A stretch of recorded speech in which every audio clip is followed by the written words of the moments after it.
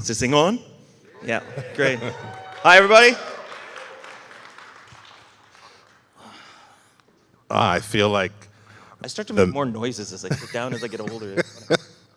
I feel like the male Oprah. You get a car, and you get a car.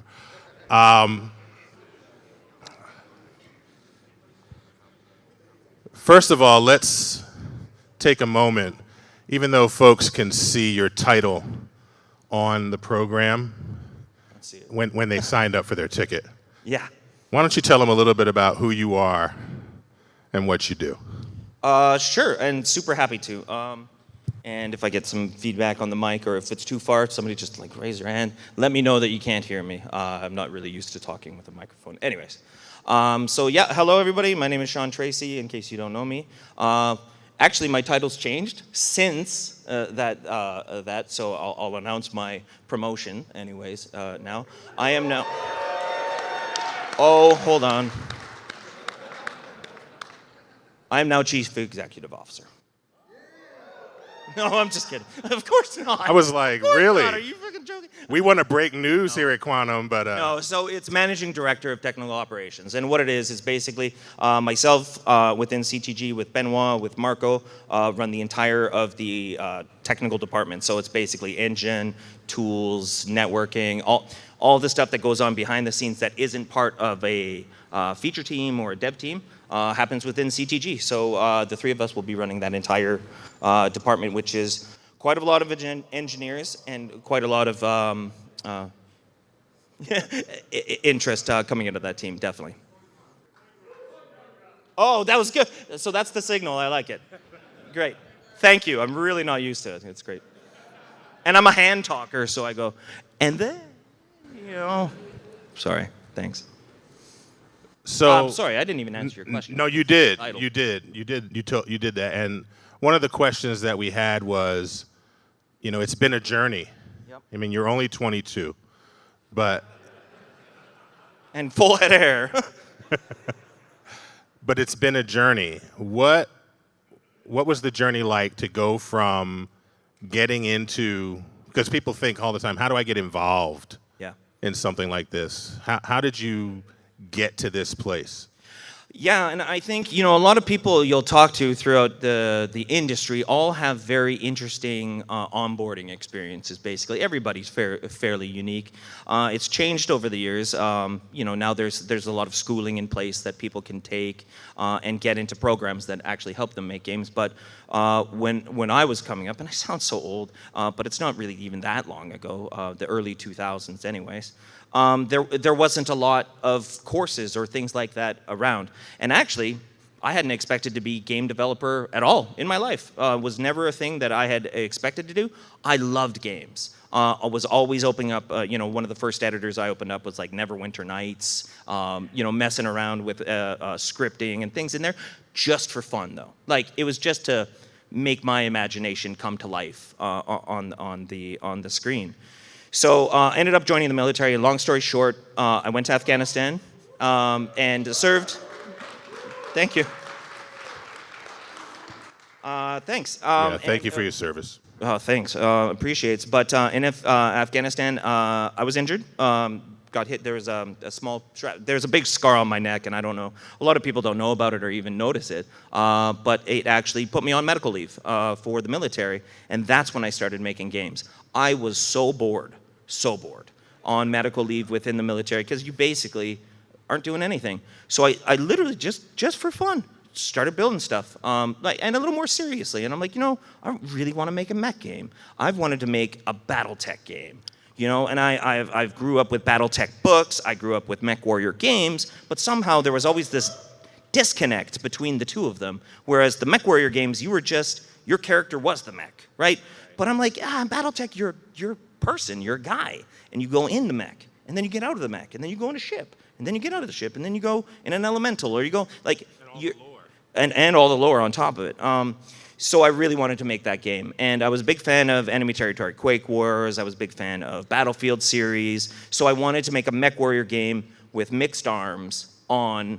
And give it out for free. That was it, because I really wanted it to be multiplayer, and I realized, one, I wasn't about to get the IP and be able to sell this thing. 2, even if I could, I probably wouldn't even do that good. So how am I going to get the most people to play with? Put it out for free, right? And what were the platforms at that time? Was it Just PC.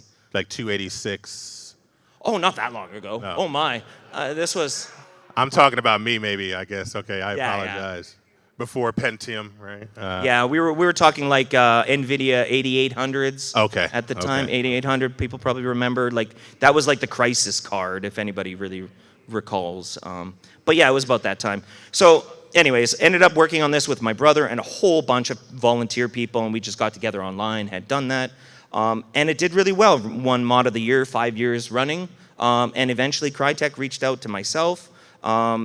And said, hey, look, you want to come out to Germany, do a job interview, see what it's like out here? And I was in the military at the time, and I'm like, game development or military? It's like, yeah, I'll be right there. So I flew out to Germany, had never been there. I went with my wife, had the interview, was so nervous, oh my goodness. And Crytek interviews were really rough, just to give you an idea. Since we've got lots of time, and I'm going to talk my face off on this one, it's like a super gang-up interview. It's like a 6-on-1 kind of thing, or a 7-on-1 kind of thing. It was really, really hard. So essentially, how we do bunkers and the missions now. Yeah, exactly.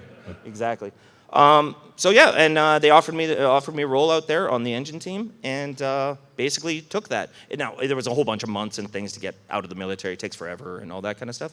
But yeah, they moved me out to Germany, and that's how my game development career started. And once I was in the door, I was like a kid in a candy store. It was so much fun. Spent lots of hours, lots of free time. Turning your passion into your job is a great and exciting and fun thing. But there's some long-term stuff you got to look out for that I wish I would have known earlier on, because you can burn yourself out on it. The thing you love so much, all of a sudden you do 24 hours a day for like 11 years, straight. That can bring it down over time. So what you got to do, you got to temper it. You got to make sure that you're working on stuff that's super fun on your own time, and then on sort of work hours, you're getting the emails done, getting the meetings through, getting the plannings done, but save your fun stuff for the fun stuff, right?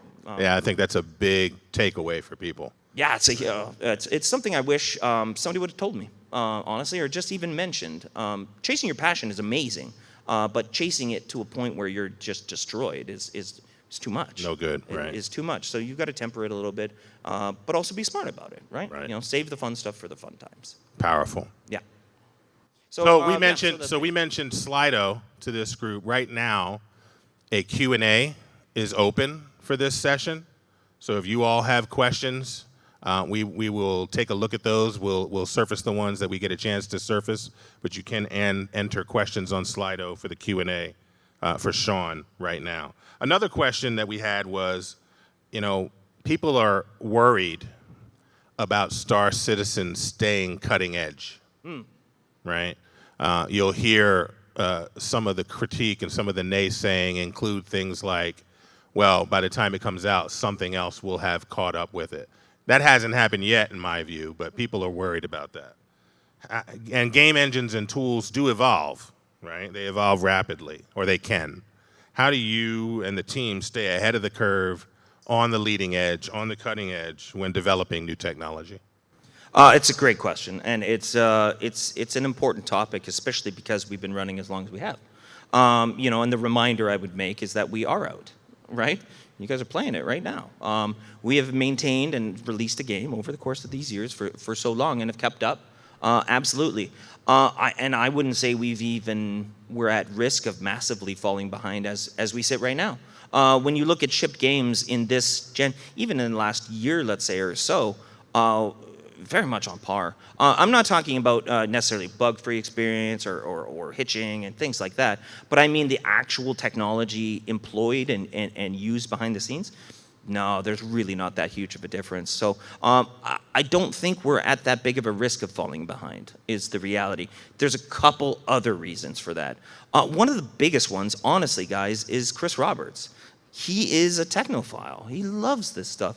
Not only does he love game development itself, but the technology that enables game development. So when you have a CEO his ears to the ground all the time. So when there's an obscure GDC talk about something real fancy and nice and hard, right, you might get a message from Chris going, hey, I was looking around at this, check this out.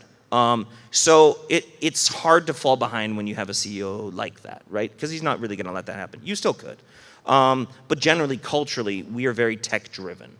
We haven't really been a we're working on that now, but we've generally been a technology-driven company, and that just makes it so that is your main interest driver, what you're looking at in the industry and what you're looking at everybody else doing, basically. So how do we keep up with other engines? It's an interesting question because keep up is a weird way to say it. Right. We obviously keep an eye on what Unreal's doing, on what Unity's doing, because I personally, and I know Benoit and even Marco and Chris feels the same way, that's where I feel like, and for our developers, that's where we're competing. On our internal tools, our internal tech, on our everything. I want to be able to give all the Star Citizen developers, all the Squadron 42 developers, an engine and tool set as good as Unreal, as good as Unity. So that all comes behind it. So we have to know what's going on with it. But tons of what they do is not at all fit for purpose for us. So what we prefer to do is take the solved problem that they may have, but make it fit for purpose for us. So we'll take the idea, reapply it, and take it further. DNA is a good example, right? 3Lateral had gene splicing, we ended up with DNA, and they took it to metahuman, so we kind of branched. Heck, the engine is the same way. So yeah, I don't think we're really at risk of falling behind, and I think we do a pretty good job staying on top of the tech that's coming out nowadays. It's harder and harder because I know players will see a lot of the other Unreal updates or development tech that goes out there. A good one is like NicAtNight or Lumen, or there's pieces of tech that Unreal is making. But the thing that I try to remind people, even though they've seen, a good example is NicAtNight, we were just talking about it the other night with someone, that's been revealed for a couple of years now. There's not a single game with it out that's chipped on it. I'm not saying that makes the technology bad, I'm saying it's probably just not ready, right? Or somebody's not ready to use it to ship. And there could be 100 other reasons for that, production-wise, so. Sorry, long-winded answer, but no, it's a great answer. Basically, we have to keep our ears to the ground with the tech. Chris is a super technophile, so you're not going to be able to hide too much good new things coming out of the industry from him. He kicks open the door and goes, NicAtNight. Sure. Well, he basically goes, here's the benefits this is bringing. What could we do that's somewhat similar? Right. But never does Chris go, and I love this. This is one of the things I'm so thankful for. Never does Chris go, I want NicAtNight. Right. Like, copy it. Right. Never. Right? It's always make it fit for our purpose, make it custom to Star Citizen, and that's what I like about working here, is that we're not just copying or doing it exactly the same as everybody else. We got a good amount of audience questions in. One fun one I see is, and this is from Anonymous, can we still play the BattleTech game you made? Mm-hmm. Yes, you can. Yes, you can. So, this will be weird. My mod team that got me in the industry was called Wandering Samurai Studios. That's what I called it.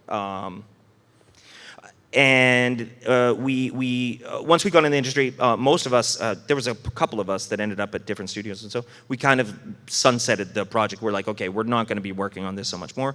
Actually, our mod team got a mod team. So now, as we sunsetted, another team went, okay, just give us access to this, and we'll continue running it. They've continued running it for the last 11 years, and it's still going, which is pretty cool. It makes me feel super good about what we made there. Yeah, that's incredible. So it's called MechWarrior Living Legends, and the website is mechwarriorlivinglegends.net. So there you go. Anybody can go. All the instructions are on there. There's an installer. It's super easy. Runs on Crisis 1, or actually, technically Crisis Wars, not Crisis. Very good. We have a lot of questions about Star Engine as well. Yes. One of the questions is, do you think about licensing Star Engine as a technology outside of CIG? Not really, no. There's a couple reasons for that. One is part of our agreements with part of our agreements are that we're not going to do that, but that doesn't mean that that doesn't mean we can't license any technology at all. We just won't ever license the engine as the star engine to EA Games to go make, whatever. I don't see that happening. Now, I'm not, obviously, though I hope for it and I was promoted to it, CEO, but I'm not making those decisions, to be fair, so I mean, things could change. But I don't see us licensing the technology. Also because, and I would, just to back that up a little bit, if we ever did make that call internally, I'd probably be the loudest one arguing against it, not for any legal reasons or anything, because I did that job at Crytek. And I know that CIG, we are not set up for it. Right. It is 110% support. Like, you are support 100% of the time. Yeah, as soon as you sell it, people are calling you about it. Is hard. It's very hard. And I did it for a number of years, so I really would hope that we wouldn't go down that path. I think our games would massively suffer. Heard and understood. We don't want that. No. What other unique advantages or challenges does Star Engine present for game development? I mean, we all saw it at that long-form presentation, that one shot that showed everything that Star Engine can do. Yeah. And then if backers were like me, you took that video to all your friends and went, "This is Star Citizen," That's right. So that they could see it. But on your side of it, what are the advantages and challenges of having Star Engine now? It's a good way to frame the question, because Star Engine is really good at delivering on the promises of Star Citizen and Squadron 42. Now, what I like that we've done is again, it's very similar to my previous answer, is making some stuff fit for purpose within the engine. Because again, a lot of these engines are done in a very generic fashion. So it might be the average selection for performance on a thing or quality of a thing or whatever. But once you make it fit for purpose, it's precise. It's exactly what you want it to be, and that's what we needed. So that's what we've been doing with Star Engine over the years. The nice part is that because most of us had come over from Crytek already, had been working on the engine, for us to be making these engine updates we're not uncomfortable doing it. A lot of the people are still around that wrote base core systems that are updating it for the Star Engine, for Star Citizen. But though we're tech driven, I try very hard to make this not the case that tech is driving the game. The game needs to be asking us for what it needs to be able to accomplish said game. Yeah. Oh, okay. Oh, okay. Yeah. You like that? Okay. Yeah. Well, and it's harder than it sounds. And I know it seems so obvious. It's like, okay, we want to make a space worm. Okay, cool. Well, what do you need to make a space worm? Well, I'm going to need this. I'm going to need... Great, cool. We'll go do the engine stuff. You guys do that. Then we're cool. Great. But when it's more generic, I want to do creatures. Yeah. Like... Make me a creature system. And it's like... Okay. What kind of creatures? How big? Are they space creatures? Are they water creatures? Are they land? Like, there's like... Again, this is just creatures, but you can do this with anything. So it can be a challenge, I guess, is kind of where it comes down to. But you feel like Star Engine is at the place where it's replete with the tool set to be responsive to those types of things? Yes, I think it is. Now, I wouldn't say it's complete. I think the engine itself is fit for purpose, 100%. I think the tools continue to need updating and will continue to always need updating. Right. Because we change processes as quickly as we do internally, like just for different art processes or export processes or mesh formats or whatever it is, you're always constantly going to have to be updating those tools. But are we in a place now, we're in a place now that we absolutely were not a couple years ago in terms of tool sets, of scaling, of ability to get content through. You've seen the speed of the content now that we're actually able to get through. That was a big part of the tool set, a big part of the things that we needed to do.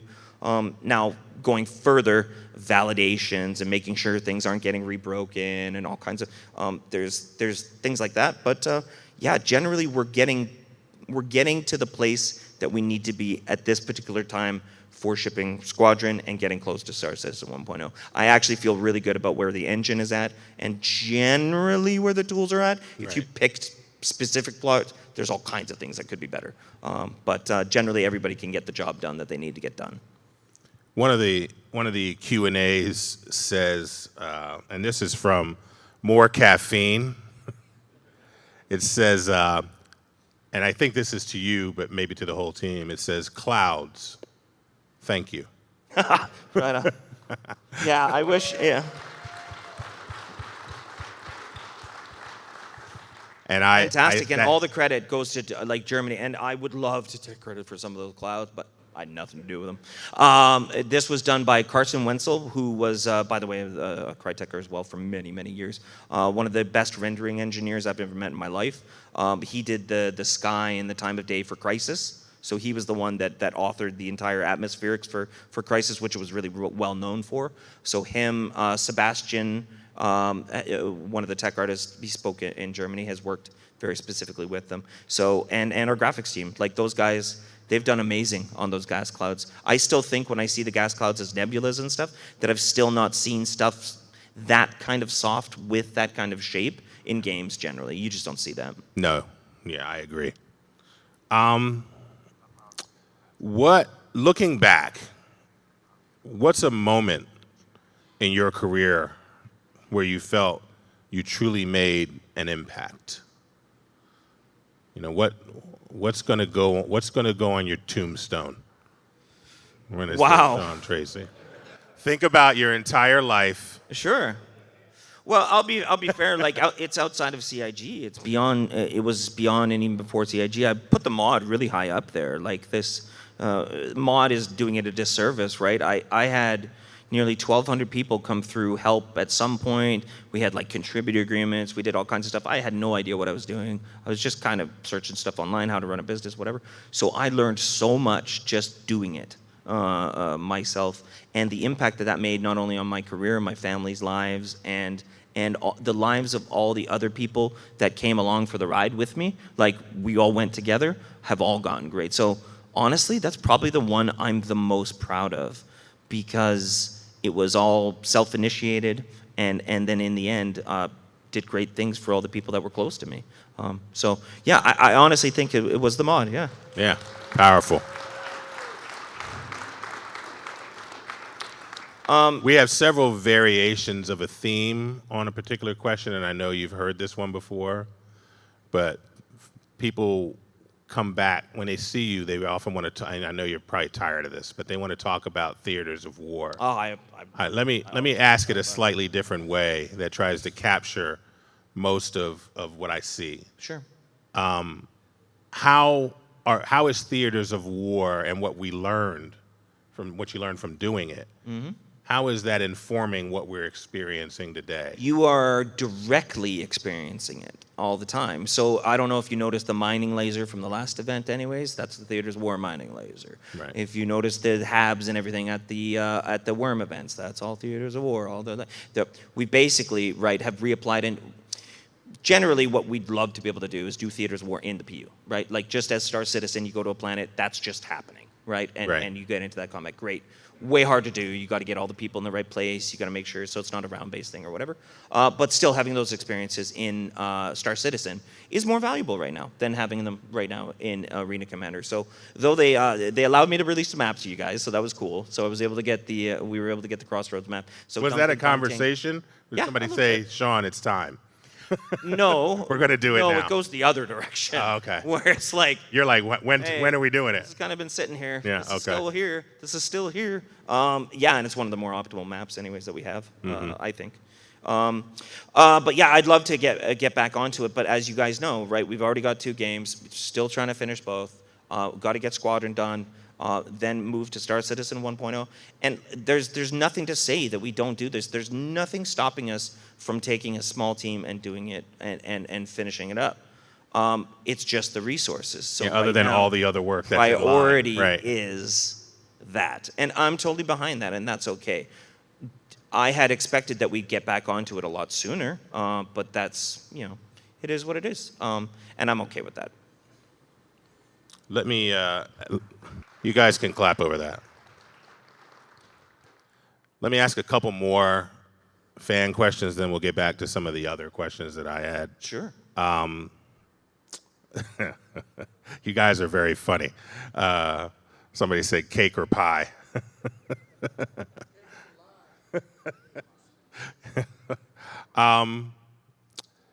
I don't know if you can answer this, but one of the questions is, what is the long-term plan to merge Spectrum and in-game social tools for players? I can't tell you the plan. I won't give you like this is exactly what will happen because I don't know that. But I can tell you that we've had a gazillion conversations. But these are a little older, like the 6 months ago, or maybe a year ago. Maybe a little bit longer even, talking to Benoit about it a lot. So we talked about it when FOIP came up, the social stuff came up, new party systems and friends and everything came up. And then actually Chris Robert, he had the original idea, I think, or Benoit did, that we would just have a Spectrum overlay. You know, very much like a Steam overlay. You know how you do Shift-Tab with Steam and it just pops up? Same idea, just with Star Citizen. So you go Shift-Tab, boop, Spectrum comes up. So you would have, FOIP controls or VoIP controls or messaging or whatever. That was kind of the concept at first. So I think that's still there, but I can't tell you when.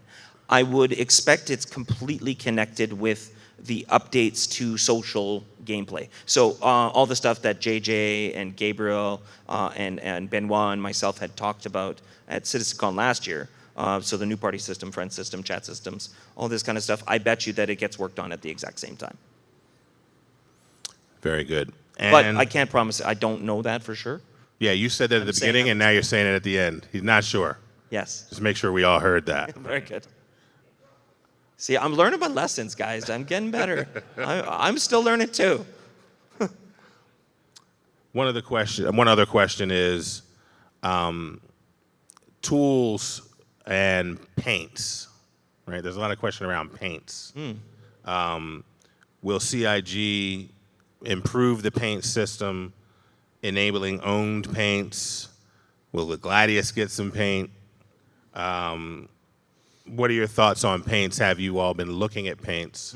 Is that something that's on the back burner? I don't know. I honestly do not know because it's in a group and under John in the ship team a little bit. I'm not directly involved with paints or their sale or their creation, but I am in their pipeline, like in the tools that they use to actually make tints and do these kind of things. And I can tell you that as a developer, making a bunch of tints isn't, it doesn't take months and months and months of time or anything like that. But to forward face a paint customizer that would include like drawing and stuff, that's significant. That takes some doing. I don't know if that's planned. If it is, I don't envy the people that will go after that one because that's a tough one to do. Yeah. Where do you see the future of gaming technology heading, especially in this genre that seems to have had a full-on rebirth, the space sim, MMO, space technology genre? Yeah, I mean, maybe it's my biased view, but like the rebirth, I feel like is just a bunch of games trying to hit where we've been going, just faster, right? Like it's like, okay, we did this in 2 or 3 years, and it's like, no, that's not it, right? Anyways, I don't want to name all the games or whatever they are. But yeah, I mean, we won't tell. I always feel like they're just, what's in Vegas stays in Vegas. Yeah. But we've stood the test of time though, feature-wise and everything. So, which has been it's pretty. I mean, but AI has emerged since the launch of Star Citizen. Sure. VR has taken steps, for a lot of us not enough steps, but VR has taken. Are there any other things like that, technology-wise, as you go, we want to make sure Star Citizen intersects that? Well, AI, okay, let's cover the other ones, then we'll come back to AI because it's a longer one. So, like VR, obviously, we've talked about it a million times, right? It's something we want. We just don't prioritize it ahead of everything else. So it will still be coming back to that. It's not the I think there's some tests even going on in the next month or two for them to be doing tests on it. It's funny because the engine actually natively supports VR. Like it even has some of the CVARs are still sitting around for like Oculus and stuff like that. It doesn't work. The render is totally different now. Okay. But it's a lot of the support is still there. So the biggest problem with doing the VR support is going to be the dual render. We did this thing in Crisis for Crisis 2 or Crisis 3 for stereo, this post stereo effect, so that we didn't have to fully render both scenes to do the stereo effect. We did this reprojection of a scene, but there was little problems, but it was really fast. We won't be able to do that with VR. You have to do the dual render. So just think of rendering twice. That sucks, right? If you're already running at 30, you're going to be running at 15. Right. So yeah, VR. That's something we want to get to, but once it's kind of there and done, and we've got the resources to apply to it. Where I see game tech and game development going is a unification of tech, right? Where we're getting down to very few engines at this point. Some internal engines, but very few. There's very few internal engines. It's like, less than 20 in terms of the entire, there's just not that many internal engines out there. And what I'm noticing the other middleware technologies, Unreal, Unity, and them trying to do is I think they're going to remove the need for Maya, 3D Studio Max, and all these other DCC tools outside the thing. It's going to be 100% in their engine. Everything happens to make a game in their tech. And they've been moving that way for a while, and to be fair, they've been doing a damn good job. In terms of some of their tool sets of doing that stuff, they do it as well as those other guys. On the AI front, it's still too early to tell what's going to go on with this. Now, AI making games, we've seen, right? We've seen them make simple stuff. We've seen them make even some narrative kind of stuff or whatever. Does any of that become financially viable or popular, or do people even enjoy? I don't know. We don't know yet. But it is the biggest disruptor we've had in a number of years. So where AI is massively being used is on tool sets and tooling and work. There's little bits and pieces of LLMs that we can leverage for tool sets. It's one of the best query languages in the world. So if you can use, I don't want to get super deep on tech, but if you can use MC. They are ready. Everybody here is ready. Okay, so yeah, great. You can go super deep. Well, on the AI front, and I don't want to get super deep into AI either, but it's like the best query language in the world. It's whatever language you have. So it could be English, French, whatever. You can query whatever kind of data, and it will figure its way through it. So if you can set up these MCPs, which is not that new, but a relatively exciting thing that's happening, to plug in custom data sets, basically. You're basically making an API to talk to a custom set of data that you're going to feed this LLM. So it's like if I have, you guys know Data Core, Data Forge. It's like where all our game files are stored. I can ask the LLM to query entire Data Forge directory, and I go, hey, what's the recoil characteristics on every single weapon? Is there anyone that's way out? Show me a diagram, right? And then it goes, and then shows me a little diagram, and it parses through it. So being able to utilize AI, not necessarily to do things faster, but to manage large data sets, which we have many of. And we've been running for so long that actually having AI tools to manage that stuff is super powerful. And it's way less about, AI is going to replace a bunch of these juniors or whatever. No. It's a tool set for us. It's like it's something to make everyone a little faster, a little bit better, rather than replace anybody, I guess. Some of the conversations that I've seen around AI include, and we're experiencing these new wild lines from NPCs, right? Occasionally, it's Jared, right?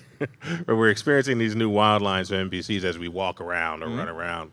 And some of the conversations I see include wondering whether CIG thinks about AI informing NPC conversations, right? Because you'd imagine that you could have NPCs with a repository of lore language, right, or situational language, and then maybe you could have a longer form conversation with an NPC. I have no idea how that works. It can. But it can work. I've seen it work. Oh. Yeah. I've seen it work. Okay. All right. But think about it. Tell us more. So think about it. On the scale of Star Citizen, we've got to be able to have like billions of conversations happening. Like, who's going to write that? Nobody's going to.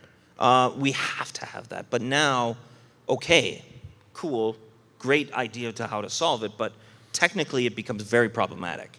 The first thing is what do AI run on? Like, when you do an AI query, what does it run on? Like, hardware. Right. GPUs, right? Right. Goes, I want to use your GPU. You guys are all gamers. Hey, give me 4 gigs of your GPU. That's just always utilized. I want all 4 gigs of that. You good with that? It's like half your memory. It's like, no way, that's not going to be okay. So to put an LLM into a game, you've got to come up with a much more, you've got to come up with a CPU approach, first of all. A CPU approach is going to be slower, so you've got to be a little bit smarter about it. And we have people, there's people in our company that are smart enough to be able to pull this off, basically. And working right beside one of them, Marco Corbetta, guy that did Planets, has some really cool ideas, and he's doing some great stuff with it. So I don't want to go too deep because it's like it's a bit R&D, so it might not get there, but it's super promising. So yeah, to be able to scale, we're going to need that kind of stuff. But because it's in a game, we've got unique issues. Again, we can't run an LLM on GPU. Got to put that on CPU. If you're going to run it on CPU, you got to structure it differently. But once you've got that, you've got that. So let's say once you've got that in, what about a mobiGlas assistant? What about mobiGlas Copilot? What about, like, there's like all kinds of things you can do, right? Yeah. Yeah. So you can do custom advertisements, you can do random advertisements, you can do random text in the game, there's all kinds of stuff. So my Alexa laughed at me one day. Hopefully my mobiGlas assistant won't laugh at me. Yeah, that sounds very cool, very promising. Another question from the audience, and this one for me is maybe the most important one you could answer today. What in-game food item would you like to eat if it existed in real life?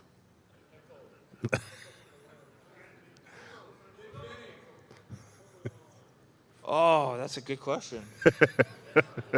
Because I don't like any of them. I'm like, they're all so weird looking. No like double dogs? Dog, yeah, exactly. Double dogs? I'm like, double dogs. That's oh, I would love a double dog right now. I'm just right teasing. this second. Yeah, I mean, if it actually came down to it for real, I probably would just go with the double hot dog. Because it reminds me, I don't know if they even still have it. A&W whistle dogs. You ever had a whistle dog? Yeah. It's like split in two. So it kind of reminds me of that. That's where I'd go. That's a good question. I wasn't ready for that.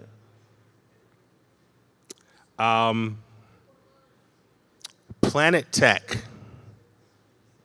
We were given essentially Project Genesis at the last CitizenCon. Yep.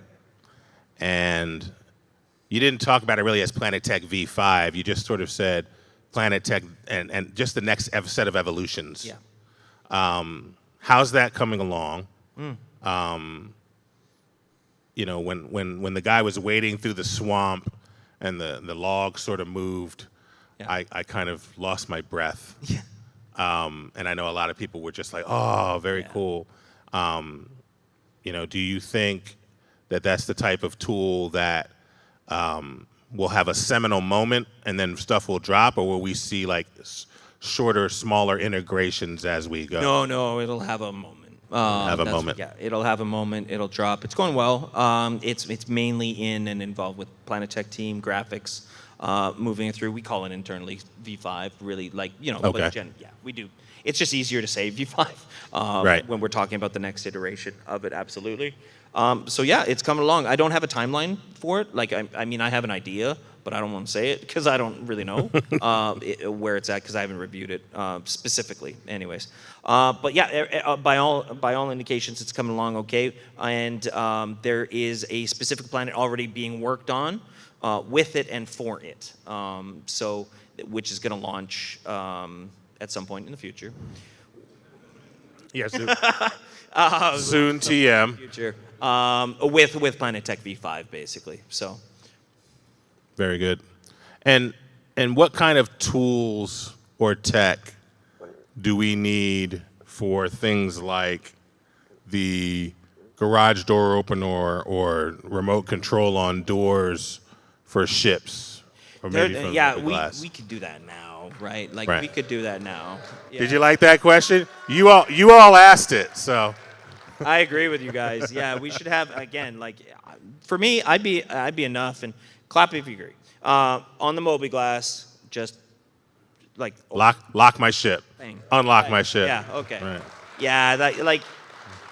I totally agree. Yeah, completely agree. Yeah. And so we can do that. It's just a matter of when we can do that. Exactly. Okay. Right. Okay. Yeah, there's nothing technically stopping us from that.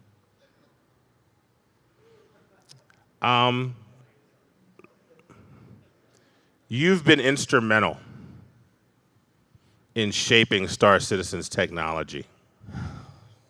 What has been one of the more exciting technical challenges that you've seen, faced, tackled, and overcome? The technical challenge that I understood the least and had the most admiration for the solution for was server meshing first. And I'll go back to ones I actually know. Yeah, I was away from that. I'm actually, server-wise, I defer to Paul, I defer to Benoit a lot of times on multiplayer server services, this kind of stuff. A lot of my stuff is a little closer to the engine, closer, deeper there. So that stuff I was super excited about and impressed by because it was the last piece of the puzzle for Star Citizen. So I was over the moon once we were doing that. But in terms of tech I've personally worked on, DNA for sure is the thing I'm the most proud, excited, and can talk forever about. I'm going to clap for DNA. Yeah. I'm just. Yeah. So In part because there's just so many terrible character creation systems. Yes. That you end up with these creatures that you don't even understand how that even happened. Exactly. These bee sting things. Yeah, and this. Yeah, and you can still get wild with these as well, but Sure. it just feels so much more organic. Yeah, and the point was always to keep it within a realm of human believability. Right. Can you push it? Yeah, of course you can push it. And we're going to let Star Citizen push it further than we'll let Squadron 42 push it. It's just because of the story and the lore and whatever. There's nobody in the military who's having purple freaking mohawk or whatever. So that's cool. But yeah, DNA was a real exciting one. Over the course of the years, it was just worked on facial rigging quite a lot, and then to get it runtime facial rigging, and then from runtime facial rigging to get it runtime facial blending, and then from runtime facial blending to 120 some odd photometric scans implemented, 400 some odd blend shade. It's crazy. It was a confluence of so many things I had wanted to do and was finally allowed to do it. And it was really exciting. And I've learned a lot since then even, how I do it different again. But overall, I'm actually super proud of where it's at. There's still more that we're going to do. There's still more that can be done. But yeah, I'm actually super excited about that one. Yeah, in my household, a measure of the quality of a game, particularly for my kids, is how long they spend in the character creator. Yeah. Right? And if you come back and it's an hour and a half later and they're still like tweaking things. Yeah, and having fun. Yeah, and then that happens for them in Star Citizen. Totally. So yeah, very impressed. We are out of time. Oh yeah. It's counting up though now. Yeah, now it's counting up and in red, so we're in trouble. Red. So we are very thankful. Please give a round of applause.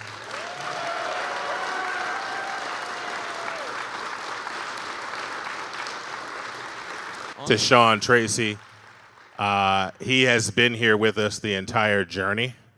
So he knows of what he speaks when he talks about server meshing, for those of us that were here before that, right? Yeah.